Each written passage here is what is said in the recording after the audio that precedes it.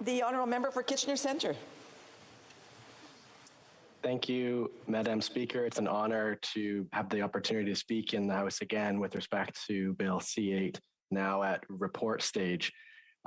As I begin, I'd like to start by sharing that I intend on continuing to support Bill C-8, as will my colleague for Saanich Gulf Islands, as she shared when she spoke last week, because it has much in it that we both continue to appreciate. Funds for rapid tests, money for ventilations for schools, delays in loan repayments for small businesses at a time when they need that the most.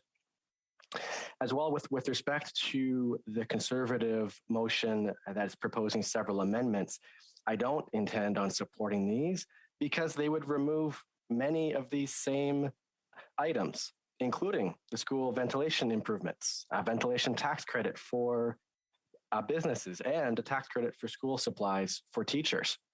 That being said, I do want to raise a red flag that my colleague from Saanich Gulf Island and several other colleagues have also raised with respect to the allocation and even a double allocation of funds. Now, as she shared, I want to share, I expect this was done with the best of intentions, but it's also important for us to be mindful of it. In C8, there is $1.72 billion allocated for rapid tests. There was also $2.5 billion for rapid tests in C10. And last Thursday, in the supplementary estimates, we approved the allocation of another $4 billion for rapid tests. And so as the Parliamentary Budget Officer has called out, it seems to be that there is at least, if not a double spending, a double allocation of this $4 billion for rapid tests. And certainly as with respect to Parliament reviewing this legislation, we both see it as important to address this, that there is some measure to ensure that those funds are only spent once. With the rest of my time with respect to C8, I'd like to talk about what I see as the ambition gap in this legislation, that in this fall economic statement and in the legislation to bring it forward, there is so much more that could have been done to really meet the moment we're in. I'll start with respect to the housing crisis that many colleagues have spoken about. And in Kitchener, it is significant. It's an almost 35% increase in the cost of housing in the last year alone.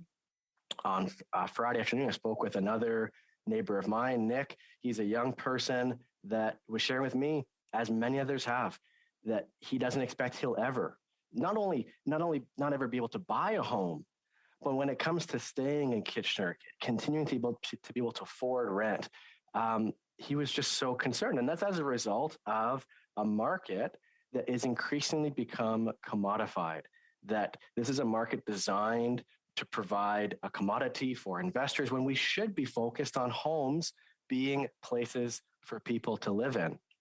And so in C8, of course, as members know, there is this underused housing tax being introduced, but it's also been diluted from what we know has worked in other jurisdictions, Vancouver being an example.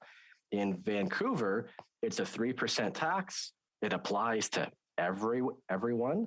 And as a result of that measure, it started to have an impact. It's reduced the number of vacant homes by 25%. It's reintroduced 18,000 units back on the market. And it's generated tens of millions of dollars for affordable housing. Compare that with what we know is in this legislation. And well, not only is it not 3%, but we're down to a 1%. And I think there's fair questions to be asked about whether, even if it was broadly applied, whether a 1% tax would meaningfully change behavior for those who've begun to commodify the market and pull housing off the market simply to speculate on its value.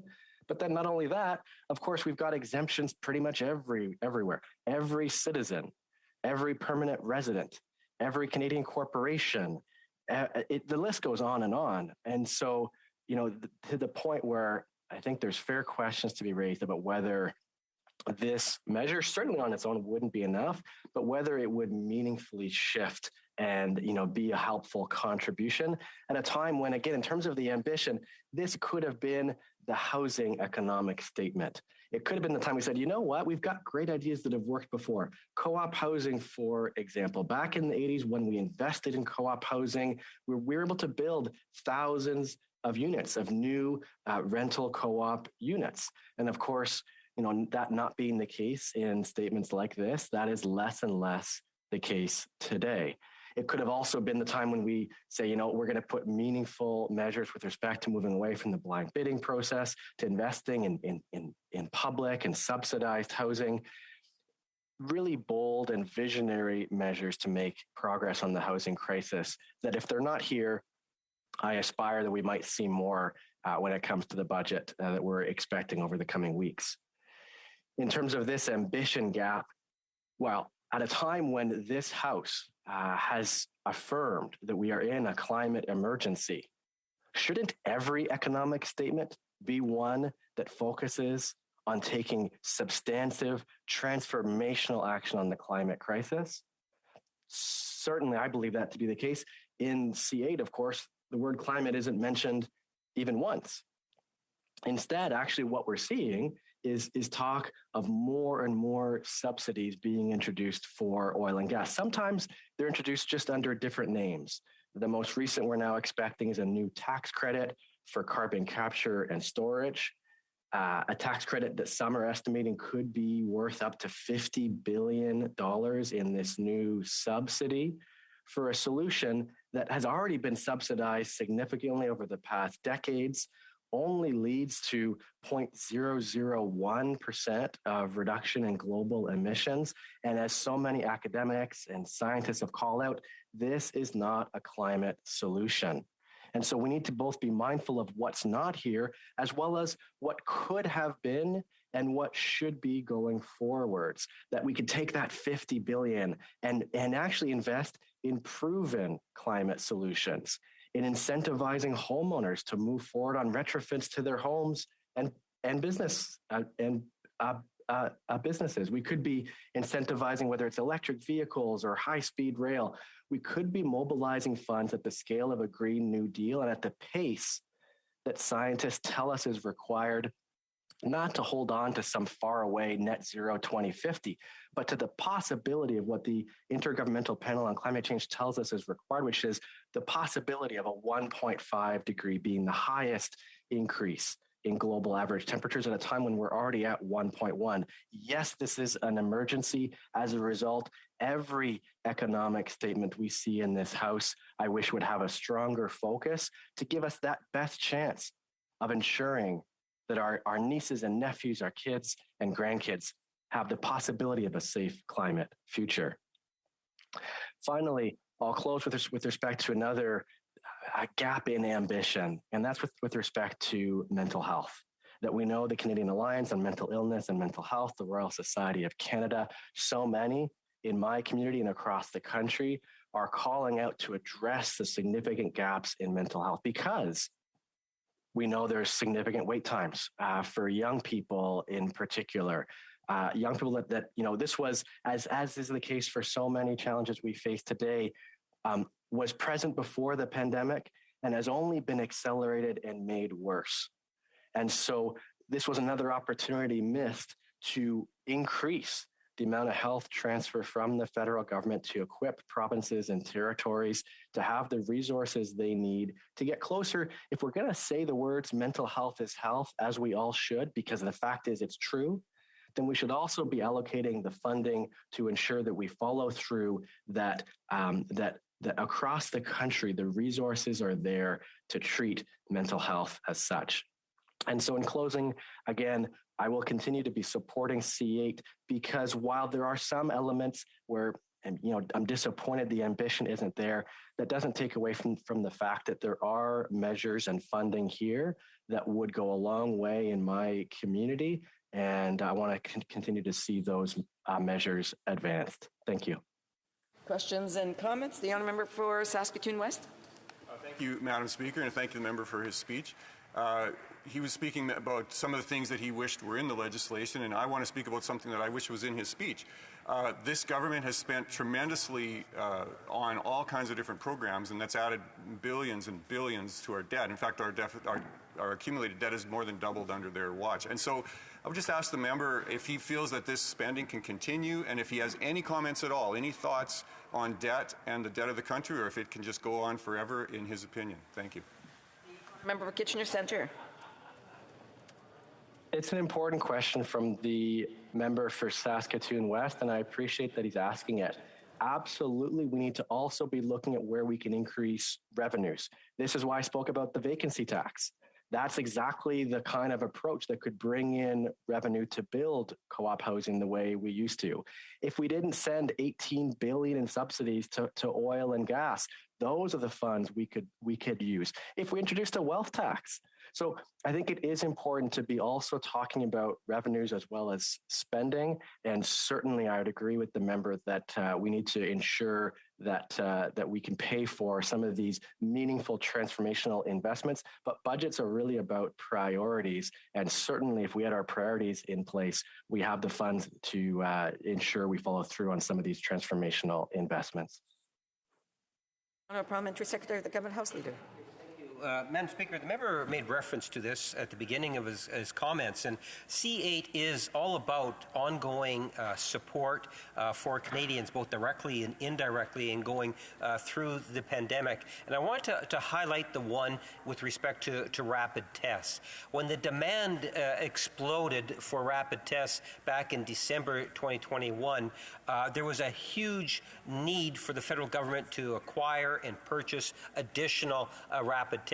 And we were very successful through our procurement in literally getting millions of rapid tests in a very short window for circulation amongst provinces, territories, and I believe even under small businesses in certain ways. And I'm wondering if my friend could just provide his thoughts in terms of why it was so important that we have legislation of this nature, which enables us to get things such as the rapid tests for Canadians. For Kitchener Centre. Well, thank you for the question to the member from Winnipeg North. I want to start by acknowledging there was plenty of work done in this place before I was here to ensure that rapid tests were procured. For my part, I spoke last time on C8 about the Cambridge Chamber of Commerce and how they've been calling out over past months that businesses need more rapid tests. And I really appreciate and want to again clarify the comments I made earlier. We need to ensure there's continued funding for rapid tests, particularly at a time when we're not through the pandemic, when we need to be doing more on vaccine equity around the world, where new variants can continue to emerge because more hasn't been done. And so certainly we'll continue to support measures that businesses and folks in my community have been calling out for, which is ensuring that rapid tests are readily available. Comments? The honourable member for Windsor West. A brief question, please. Thanks for his intervention. Down the line, the rail line, want to ask him with regards to the lack of foresight with regards to Via Rail and the mixed messages the government's sending right now. Amtrak in the United States got funded for the first time ever to actually increase trackage, including connecting into Canada. And what's his thoughts about the higher speed rail that could go through Quebec City corridor? And why would this government have mixed message right now when Amtrak is historically now investing, including crossing the border at Windsor? The honourable member for Kitchener Centre has 1 minute to respond. Great. Thanks for the member for Windsor West for his question on this, and truly his advocacy and others with respect to not only high frequency rail, but high speed rail. We've had studies in Southwestern Ontario, I think 2016 was the most recent, showing both the business case and the massive opportunity when it comes to reducing emissions from transportation, the largest emission source in Ontario. If we're going to make progress, we need to make sure that rail is faster, more convenient, more readily available, that it's a more attractive option than building Highway 413, for example. And so I'm looking forward to continue that advocacy with him and others, while we need to also make sure that we hold the government to account with respect to not privatizing Via Rail when there are concerns of that continue to be heard in this place.